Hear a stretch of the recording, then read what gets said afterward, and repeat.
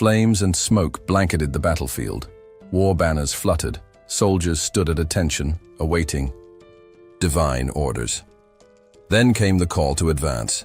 The armies surged forward, human and orc forces charging with thunderous cries. On one side stood Nebula, the reigning champion for 11 months. On the other, Hegemony, his most dangerous rival yet. Each player's strategy had sculpted their people. Nebula's humans had progressed rapidly through technology, already deploying cannons and firearms. In contrast, Hegemony's orcs had taken a mystical path, empowering themselves through magic and sheer numbers. While it seemed the technologically superior humans should have the upper hand, the orcs' battle mages proved surprisingly effective, stopping cannon fire with arcane defenses. But Nebula had no intention of ending it there. His next move would change everything. Air power. A fleet of flying machines, armed and ready, soared into the skies, designed to wipe the enemy from the face of the world. Hegemony, however, was not so easily shaken. With a few swift inputs, he summoned a countermeasure from his magical arsenal. Thunder split the sky as bolts of lightning rained down, vaporizing aircraft in midair. Each skirmish was like a calculated chess move, demanding not just power, but foresight. As Nebula's civilization neared a World War II-era level of advancement, his options expanded. He'd reached the pinnacle of destructive capability: nuclear weapons. Confident in his planning and research, he decided it was time to end the game once and for all. The missiles launched. An overwhelming barrage of intercontinental warheads lifted off, streaking through the sky toward the orc homeland. Civilians below, unaware and unprepared, gazed up in terror. But Hegemony had anticipated this. Calmly, he asked Nebula over voice chat, "You didn't think I'd be unprepared, did you?" Then, with a divine gesture, he summoned a protective spell. Missile defense systems activated, intercepting the incoming warheads one after another in brilliant bursts of light across the sky. But Nebula smiled to himself. That too was part of his plan. While the defense grid scrambled to neutralize the main wave, Nebula launched a single, larger missile. It didn't follow the others. It soared high into space, beyond the arc of interceptors, before descending sharply. Its target, the orc capital. More specifically, the temple at its heart, where the emperor knelt in prayer. In any real-world scenario, a ruler begging for divine aid might appear foolish. But in perished world, faith was a tangible resource. While Nebula invested in technological research, Hegemony had built his strategy around cultivating worship. His followers provided him with the power of faith, a currency that allowed players to perform miracles. That's why he chose the orcs. They reproduced rapidly and generated vast amounts of faith, which he hoarded like a divine arsenal. As the missile streaked toward the temple, a surge of energy rose from the worshippers' prayers. Blue smoke swirled into the sky and condensed into an enormous spectral fist, a towering orc-like figure hundreds of meters tall, which caught the warhead in midair. Watching from his screen, Hegemony couldn't help but laugh. "In perished world," he told Nebula, "faith always pays off." Victory seemed inevitable. With such an endless well of devotion to draw from, Hegemony felt untouchable. Nebula just smiled. His rival's strategy, known in the community as the Holy Orc build, was effective, sure, but it was also predictable. "Can you see it yet?" Hegemony asked, grinning, his avatar standing beside the summoned orc guardian. Sunwoo didn't answer. He was still waiting for something interesting to happen. He proudly claimed that his new and improved Holy Orc strategy would secure him the win. As the second-ranked player on the server, he spoke with confidence and even suggested Sunwoo should save himself the trouble and just surrender. Watching his smug opponent laugh on the screen, Sunwoo suddenly understood why the guy had never made it to number 1. He was simply too arrogant. His strategy, though clever, wasn't flawless, and Sunwoo knew exactly how it worked. The orcs had been selected as the primary race, chosen for their ability to rapidly expand the population. As the number of believers grew, so did the reserves of faith, creating an overwhelming surge in resources. Science, culture, and tech were acquired the old-fashioned way: conquest. It was a solid strategy, earning praise from the player base for its aggressive efficiency. The swelling orc hordes and immense faith made them dominant in war, but Sun One had already prepared a counter. While orcs were easy to mass-produce, amassing so much faith early on was no easy task. That alone deserved some respect. Still, Sun One had selected the sky as his domain, the perfect battlefield for launching precision kinetic attacks. His opponent's decision to prepare a spirit apostle was commendable, but predictable. Sun One had been quietly stockpiling tech, and now it was time to unleash his trump card, a military satellite orbiting high above, powered by ancient relics and governed by AI. It wasn't a weapon in the traditional sense, just a platform armed with 10-ton tungsten rods. No explosives needed. As they descended from the upper atmosphere, they began slow, then accelerated with terrifying speed, glowing red-hot as they pierced the sky.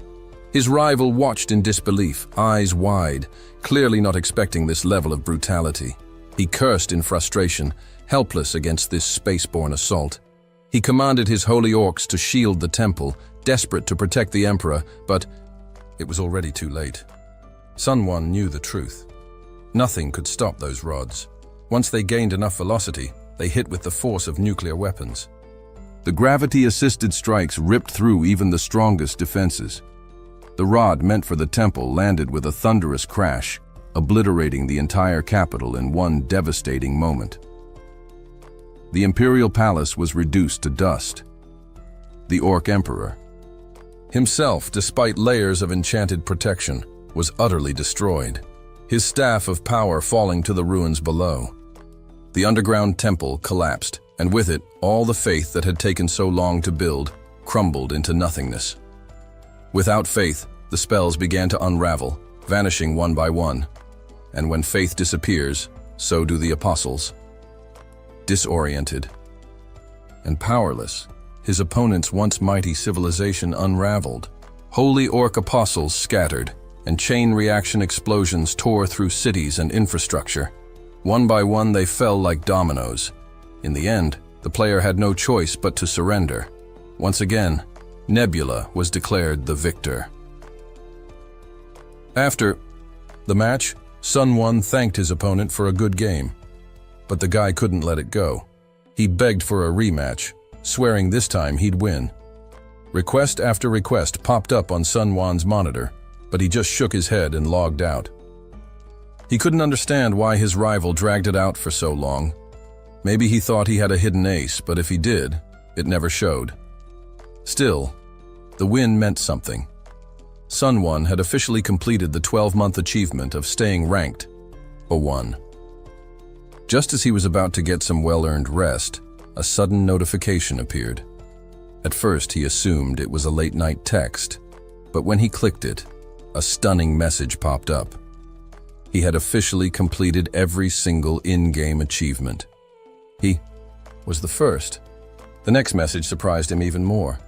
The beta test was over. The game would soon launch to the public, but as a reward for his accomplishments, he was granted early access to the true version of the game. Intrigued and excited, Sun One didn't hesitate. When prompted to enter the E-game, he hit yes. Immediately, the world around him turned pitch black. He felt like he was falling through a digital void, binary code flowing past him like streams of light. At first, he thought he had blacked out, but his vision soon cleared. Above him stretched a starry night sky. All around, crumbling stone and glowing ruins formed what looked like a vast space temple. For a second, he thought it might all be a dream, especially since he looked exactly like his in-game avatar. But then, a soft voice spoke behind him, as if reading his thoughts. A woman stood there, cloaked and hooded, her face partially hidden in shadow. She addressed him by his player name, Nebula, and assured him it was not a dream. She introduced herself as Alden. Sunwon's first instinct was to ask how she knew his name, but something else caught his attention. A group of hazy, masked figures nearby. He asked who they were. Alden replied that, to keep things fair, all players had been given masks, so no one would know each other's identities. Knowing everyone was curious about what was next, Alden raised her arms and pointed to a planet nearby. At first glance, it looked like Earth, but Sunwon knew better. He had seen this world too many times to mistake it. It was the perished world. Alden declared that from this moment on, here in the boundless void surrounding the perished world, they would all become true gods. The game they had played until now was just a simulation, a preparation. But now, the real challenge was about to begin. Here, everything would change. Here, they would forge reality. Here, they would become gods. Clusters of humanoid figures stood silently across the vast platform, gathered in groups under a shroud of impenetrable darkness. No one spoke. The stillness was eerie, yet somehow fitting. Though Sunwo couldn't hear a single sound, he sensed the world around him through the delicate microfibers that picked up even the slightest vibrations. Some individuals stood completely alone, perhaps out of fear, or simply unwilling to mingle. The perished world was far more than a mere game. That much was clear to Sunwo as he observed the strange planet he'd found himself on. It bore an uncanny resemblance to Earth, right down to its familiar blue hue floating in space. But this world had been forsaken, left behind by its gods after tragedies too deep to mend. Once, this land teemed with life. A radiant civilization had blossomed here, where different species lived in harmony. Armored foxes built settlements. White weasels used as mounts, served with grace. Orcs, elves, and even platypuses collaborated in grand laboratories, pushing the boundaries of knowledge.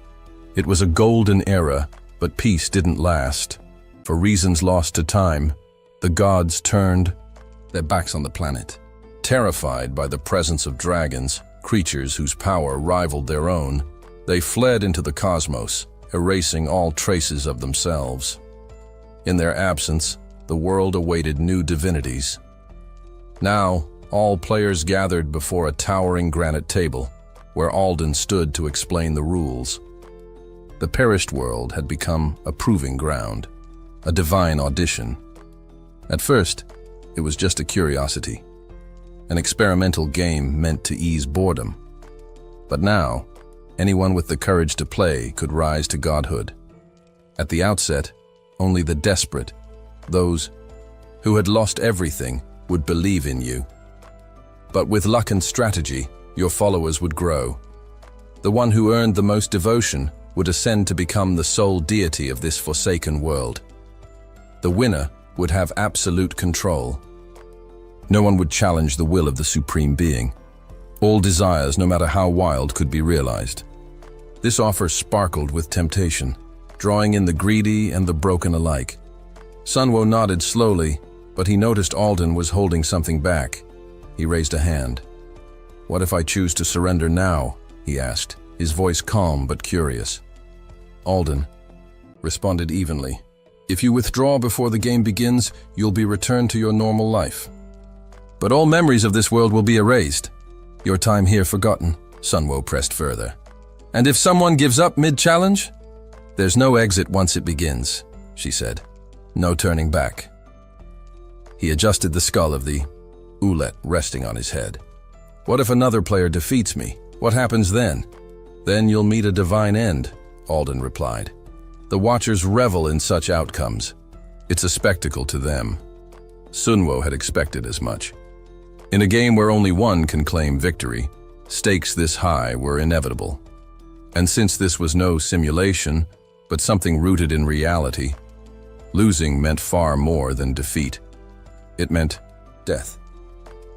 That divine end was a sugar-coated term for annihilation. The rules were brutal. Only one survivor would reign supreme. There was no sense in quitting. Not now.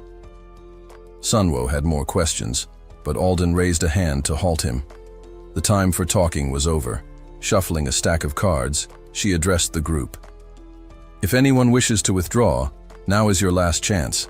Inform the organizers immediately. She laid the cards out in front of them, face up. For those who accept the challenge, your journey begins now.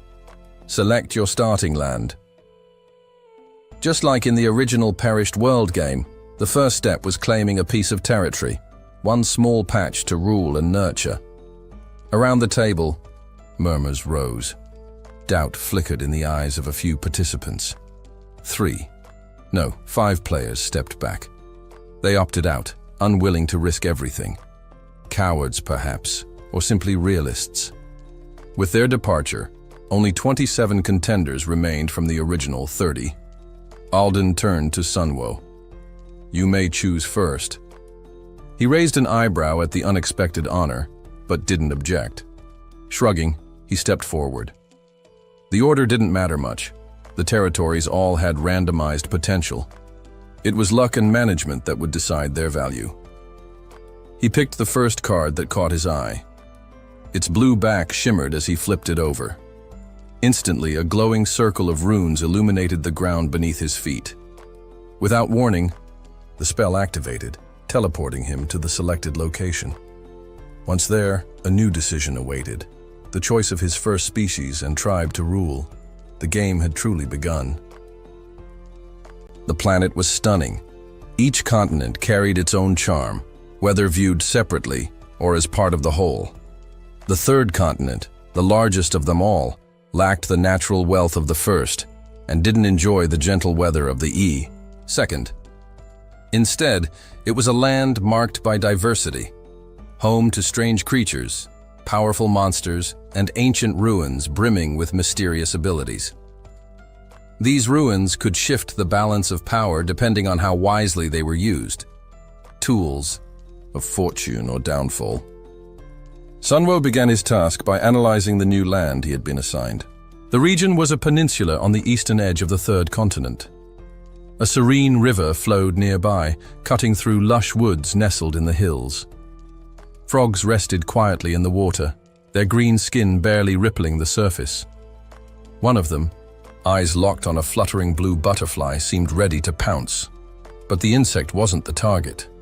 Instead, the frog dove beneath the water and with agile hands snatched a large fish, its dinner. This was no ordinary frog, though. It was a frogman, a sentient being of this world. It held the fish high, triumphant, as another frogman shouted in celebration. Tonight, they would eat well. The butterfly, a new sight in these parts, was ignored, dismissed as a tasteless nuisance. Sunwo watched it all from a grand chair, surrounded by companions with blue glowing eyes. He contemplated the strange frogmen, primitive and peaceful, insectivores. According to the game, they were one of the weakest starting tribes, yet weakness was subjective. With the right approach, even they could become useful allies. His starting position on the eastern continent meant early conflict was unlikely. This region was calmer, giving him time to build power slowly. Aggressive strategies wouldn't pay off here. Instead, Sunwo welcomed the opportunity to nurture a peaceful race. These bug-eating frogmen seemed like a decent beginning. Still, something amused him: the sheer number of creatures. There were around 500 beings in this territory. That was a lot for an initial tribe, but not all of them belonged to the same species. They were too many and too varied to be easily managed. The Perished World game's mechanics revolved around faith.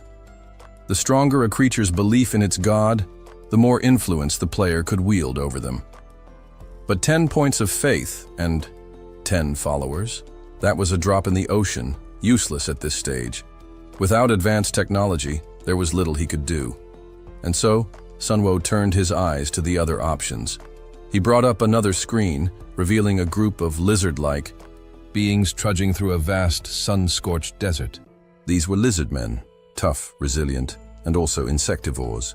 Their scaly blue skin was marked by spotted patterns, and their group numbered around 30. It wasn't enough to form a strong tribe, but they looked hardy, born survivors of the wastelands. However, their numbers had clearly taken a hit. Among them were the elderly, the sick, and a gravely wounded lizardman who could barely keep up. He dragged himself at the back of the group, his body broken and spirit crushed. Whether cast down during a power struggle or simply the victim of cruel chance, he had clearly fallen from grace. But to Sunwo, this miserable figure wasn't a liability. He was an opportunity. Someone abandoned, desperate, and hopeless, was ripe for belief. If the lizard man longed for justice, redemption, or power, even a glimmer of divine intervention would push him toward faith. In pain and anger, he might even welcome a god, or a devil. Even though this lizard man was weak, his suffering made him the perfect seed for belief. A fragile beginning, yes, but far better than trying to sway contented frogmen. Sunwo made his decision. His allegiance would lie with the lizardmen, specifically with the outcast clinging to life at the tail of the group. This creature would be the first spark of worship, the first to see Sunwo as his god. And that was all he needed to begin. The desert offered no mercy. Each step beneath the blazing sun drained the energy from the lizardmen, especially the weakest among them. Those too frail to keep pace drifted to the rear of the group, with one injured lizardman falling far behind. His wound, poorly healed and worsened by malnutrition, throbbed with each step, his movements sluggish and labored. The entire group was barely hanging on, thin, exhausted, and gaunt. Their ribs protruded visibly, and even the strongest among them struggled to find prey in the lifeless terrain. The desert held little more than scattered birds and the occasional scurrying beast. Suddenly, a shout rose from the group. "Look! A gazelle!" Eyes widened with disbelief. It seemed too good to be true. But sure enough, ahead of them lay a wounded gazelle, its legs shattered and escape impossible. The lizardmen surged forward in a frenzy. One animal, 30 starving mouths. They tore into the creature without hesitation. Blood splashed onto the scorching sand as teeth and claws tore through skin and muscle. It wasn't a scene for the old. Or the injured. Those unable to compete simply sat off to the side, too exhausted to fight for a share. The healthy devoured the meat with desperate hunger, loud chewing and slurping echoing across the dunes. In moments, the carcass was picked clean. Only bones remained, but even those held value. The marrow within was still a source of life. One young lizardman reached for a bone, intending to savor what was left, but a female named Joel gently took it from him. She scolded him lightly and reminded the others that not everyone had the strength to hunt. Gathering the remains, she carried the pile to those who had sat out the feast, the injured, the old, the forgotten. In a place as unforgiving as the desert, weakness could easily mean death. Yet here was a small gesture of mercy, a rare kindness. The starving lizardmen received the bones with wide eyes and trembling hands. Saliva dripped as they gnawed on the remains and sucked the liquid marrow from the hollow centers. It wasn't much, but it was enough to keep them breathing. Off to the side, hidden behind a rock, sat the badly wounded lizard man. He clutched a bone tightly, his hand shaking as he chewed. Flies buzzed around his infected wound, but he barely noticed. The pain was worse. His name was Rockar. In his mind, this treatment made sense. Those who hunt should feast. Those who couldn't should be grateful for scraps. The group could have left him behind days ago. They still might. As the others chewed, conversations began to stir among the healthier lizardmen. Some glanced toward Joel and whispered, questioning her choice. One of them, blunt and without empathy, voiced what others were too polite to say. Rockar was dying. Everyone could see that. The infection was spreading. He should have been dead already, and yet he persisted. What made Rockar different wasn't just his stubborn will to live. It was what he had done for them. Not long ago, when a saber-toothed predator had appeared. Out of nowhere, it was Rockar who had stood his ground while the others fled. Alone, He had faced the beast and emerged alive, though badly wounded. His bravery had saved the rest. Without him, the group would have been massacred. These lizard men weren't part of a strong tribe. They were the cast-offs, the sick, the old, the rejected. Surviving in the desert was already nearly impossible. Rockar had bought them time. That mattered, even now. Still, as food and water dwindled, desperation grew. Gratitude was fading. Some whispered of moving on without him. Others stayed silent, knowing it might soon come to that. In a world this harsh, even heroes could become burdens.